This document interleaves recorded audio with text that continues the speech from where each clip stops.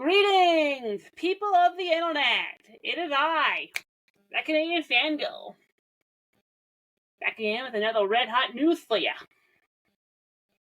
This week, we're going to talk about the Duke of Death and his maid.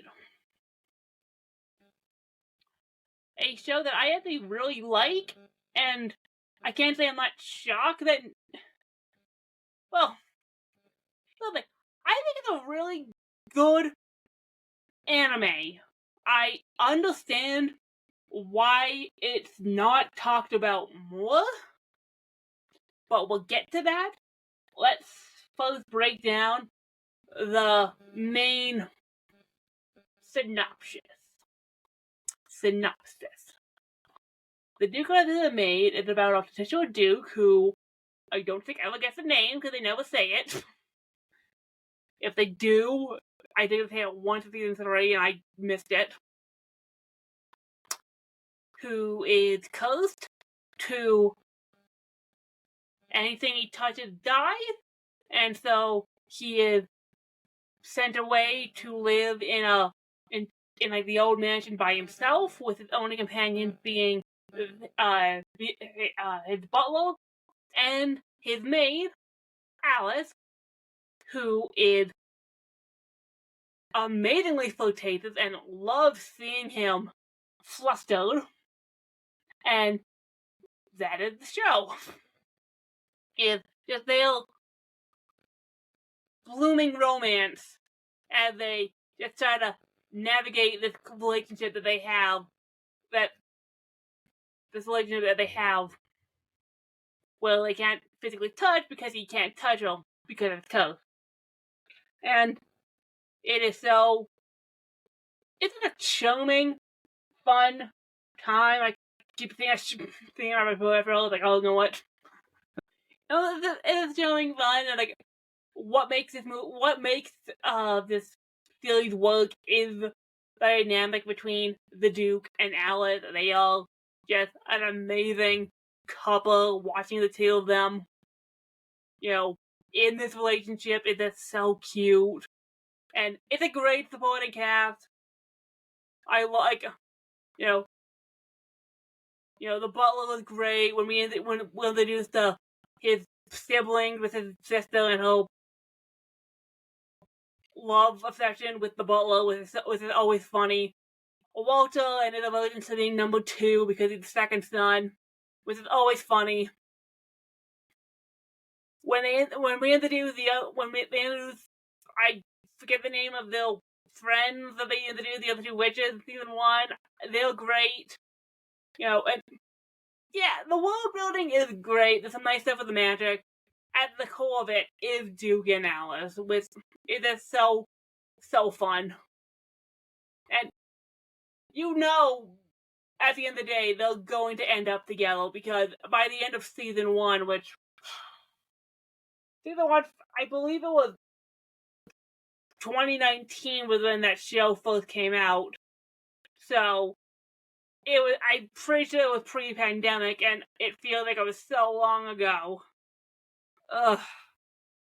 But at the end of season 1, when he's talking to his mom, and she asks him about breaking the curse and or taking and being the new head of the family, and his response is, "I'm gonna marry Alice. I don't care about anything else. I want to marry Alice." It's like, yeah, it's about this relationship, and it's so fun. That's what's great about it. And I do love in season 3 when they bring that full circle and they give the mother, I don't think the mother, her full circle, and you get her kind of closure with her kids, and that's sweet. It's a really fun time, and there's nothing I can say with the doing that is made. It's charming. It is a charming little anime, and it wrapped this year. I think it was it spring? Was the 3rd season? God, spring was it was so long ago, but it was only 8 weeks. No, wait, no, longer than 8 weeks. It was 13. So much anime in 2024. I'm not looking forward to going through them all for the end of the year stuff, but I will prevail.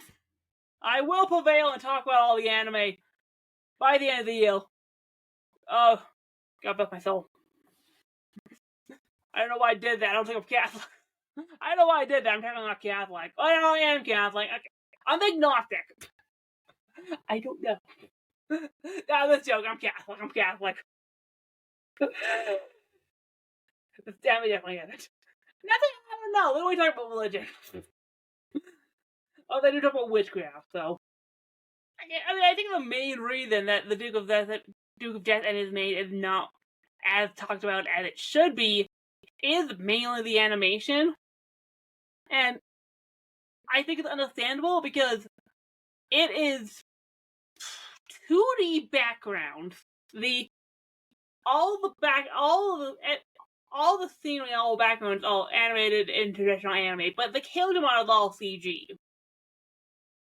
So you have these CG models interacting in a 2D environment, and I know a lot of people are put off by just that blending. To be fair, it's justifiable because it does take a bit to get used to, but I'll say that I think compared to a lot of CG anime, the CG in Duke of Death looks really good. I don't. I think it blends pretty well. It blends really well, and I think the CG animation is pretty expressive for the most part. Like, no, it gives I don't know. I think for the most part, it is very expressive. But the animation on the characters looks really good. They have good expressions. They don't look dead-eyed. They look alive. It works. And I do like it. And the background is animated in a way that it enhances, so it's not really noticeable that really CG characters, it's shaded well. I don't know. The animation of Duke of Death never bugged me. And so, that's probably the main, just for why no one talks about this show. And it's you get over the animation. Isn't a really chilling little romance about these two people who are obviously in love. All Alice does is, flirtatiously, tease the Duke about, this relationship as he gets flustered as all hell, trying to fight the others to, take up on her, flirtations, because he knows he can't, because he likes it too much, and yeah, it's chilling, and when the other characters come in, they have fun dynamics. I wouldn't say Duke of Death is a slice of life romance, because there is a plot. Not so much in season 1, because from what I would recall season 1, most of season 1 is them just doing things around the mansion, and it's generally being cute. And the only lingering kind of plot that there is when they go to the witch's well and they're introduced to all the witches, and that connection to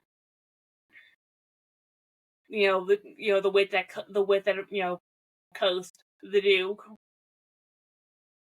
And we get to think you kind of get a bit more plot. Well, there is more going on. You have some of the circus. You have the other supernatural beings. You have the introduction of wizards, and so at the end of the day, it's even when quote unquote things are happening in the Duke of Death, it's still really nonchalant and kind of whatever. It's like I don't know. Season 3 technically has them confronting. Oh, what's the name of the witch? Oh, what is the name of the witch? I was like Dallas, the sister. Like, oh, what's her name? Like, yeah, they confront her, and there's technically an action scene with. Doesn't look good. Again, I think the animation does, does do what they need to do, because it's not like it's super action. It's characters using magic. And then the big thing is the dude comes out and basically is like, nah, I want to be friends. But I think I do like the resolution to how they solve everything and exactly how.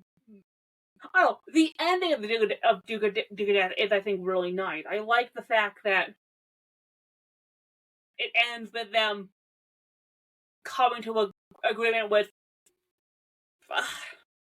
All the names in the show are super confusing. How I never remember the name, but the one witch that cursed the Duke, and they come to a kind of an understanding and a friendship, and it ends with him getting the curse broken, but she had the chance to curse him again, and she's like, well, no, I wouldn't be here if it wasn't for this curse, so go ahead and curse me. It's like, that let me cool, and then it ends with the curse getting broken anyway, because but it's like, no, I think it's a really interesting way to, wrap that whole plot line. I was like, yeah. But here's the thing, that's really only something on the side that they.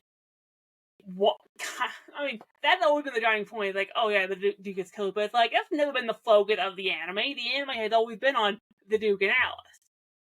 So the ending should be them, admitting their feelings and and being in love, which they do. Like, I think everything else season.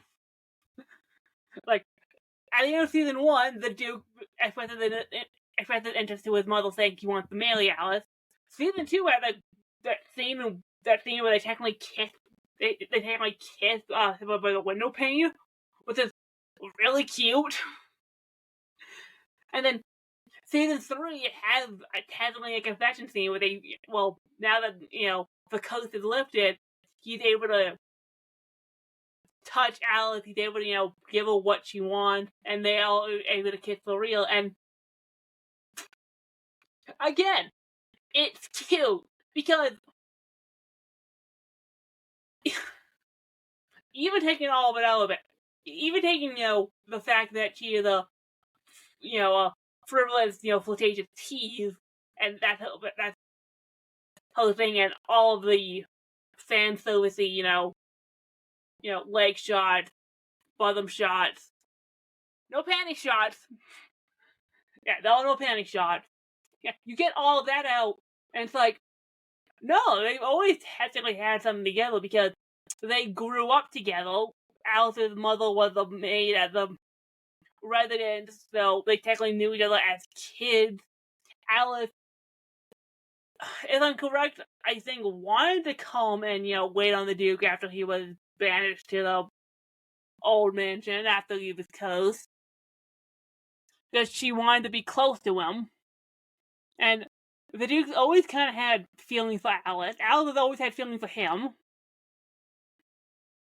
And just everything that they've been through 3 seasons of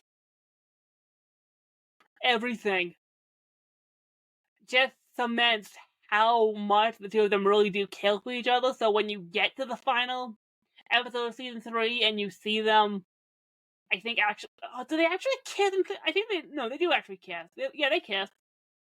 Because you're like, oh my god, that is so sweet. That is like, I wouldn't say best couple, but they're a pretty good couple. really do like the dynamic of the Duke and Alice. With it's not like no one ever calls him by his name. They always call him brother or the Duke or Your Grace. But it's like I think he had the name, but like Alice, they never use it. They never use his name, and it bugs me. And again, they also show that because half the cats are technically magical, they all have weird names that it's like, I don't remember the names. Like, you know Alice and you know Walter, and it's like, oh, what's the sister's name again? And like, another like, half the witches, like, oh shit. Like, Hub and Zane. They're the two that they meet in episode season 1. When Cuff showed up, and then Zane showed up right after that, and yeah, was it 9? I don't know.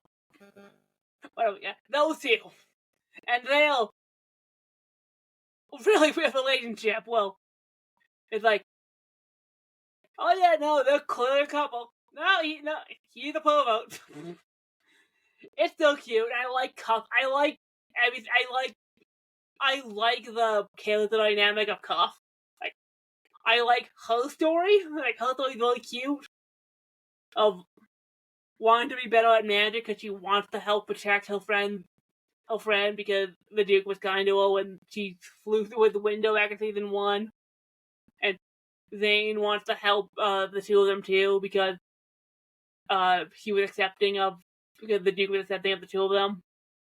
Well, which rejects, I think, I don't remember. It's been a while since I've seen season 1. But no, I like them. I think their dynamic is really cute.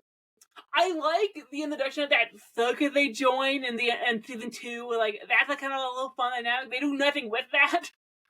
Outside of one episode, it's like, you can learn way more with this idea of Cub and Zane wanting to stay nearby so they join a circus. That one episode they have is cute though, and I like the kid who has the crescent cuff. It's like that's fun. I like how the ringmaster is technically in a relationship with that octopus witch. Is Dallas the leader of the witches? I like what they do with Dallas in late season 2, and later on in season 2. Well, most of season 1, she's kind of this a figure of mystery who has knowledge of what happened to the Duke with the coast, but you don't know much about her, and then she gets fleshed out more in season 2. And I like what they do with her, because her sister was the one who cursed him, and she had this weird inferiority complex because her sister was so scaly. God, I wish I could remember the name of that. I wish I could remember the name of that witch. Like, oh, what's her name? I want to say Stella, but I think that's wrong. I keep wanting to say like Fabulous, but it's like, no, I'm thinking something else. It's like, shit. Oh, it'll come to me. I'll finish the episode and it'll come to me. I'll be mad. It's like, damn it. It'll come to me. I'll put it in Twitter. But yeah, whole thing, and I like the idea of Walter going to the witch's world because he wants to find he wants to find the way to break the curse just so he can lord over his brother so that he can basically get the ale stuff. Like, and when that backfell, he ends up bonding with Dallas. I love that. That's so funny. I was like, oh yeah, we cool having inferiority issues when it comes to siblings, and then they fall in love. And I love Dallas desperately pining for Walter. It's like, that's so, like, one, that's funny, and two, clearly it goes both ways because Walter's interested. Like, okay, well, the season 3 when they had the dancing on the roof, and they sing that song, it's like, oh, that was a cute moment. I think either in episode when the Duke sees his mother for the first time since season 1, and he played the piano and she's reminded of the fact that who her son was, and that basically the step to her, trying to, breathe out him again was nice. I can't say the fact that he's cursed is not unimportant, because it is important. It's a good driving factor for a lot of what happens in this anime, but it's all about the characters, and I think the Duke of Death has a really strong cast. And they're a really likable cast too. I love every single character in this show. And again, the Duke and Alice is a relationship is a really strong, comfy little pairing that is not even a will they won't they, because by the end of season 1, you know that they want it, but they can't. And I think the fact that in seasons 2 and 3, it's mainly we can't do anything because of this code, and so most of it is, and mainly the reason he wants to break the code is because he wants to be with Alice. It has nothing to do with the fact that he's Yale. I don't know. It's one of those shows where I'm just really, I wouldn't say upset, but I'm a little disappointed that not more people talk about the Duke of Death in his maid, because outside of the stuff of the animation, I think it's a really, really good anime. And out of all the anime that have these weird power imbalances of a character linked with a maid, I think it's probably one of the strongest ones. Just because maybe because there's no creepy age gap. It's like, thank you for not, like, they're the same age. There's no age gap in the relationship, though it helps that it's not creepy. I don't know. What I think the best kind of tease kind of romance, probably not, because I gotta watch the Taki-san, but it's like, although I do love how Alice is so forward with her flirtatious teasings, like more than any other girl you would know. It's like this is a girl who knows what she wants, and she is all for, she's all for doing whatever she can to get a rise out of the Duke, because she knows he's going to get really flustered and awkward about it, and that's what brings her so much enjoyment out of being with him, is just seeing his flustered, awkward face, which does make them being an even better couple. Like, I don't know. It's the fact, it's also the fact that he's allowed to be flustered and awkward around Alice is what makes them a really cute couple. And this, I could talk for about every single episode of The Duke of Death and every single, weird, floaty thing that they do. But I don't want to waste too much time on that. Yeah, it's cute. It's got a different bit of animation though, but you know what? JC Staff just doing the background is probably the best, because it's always in a season where JC Staff is doing like 20 other shows, so it's like, okay, they're doing background, we're good. If they don't do the CG animation, that's someone else. Okay, and you know what? The backgrounds look great for JC Staff. Oh, Staff.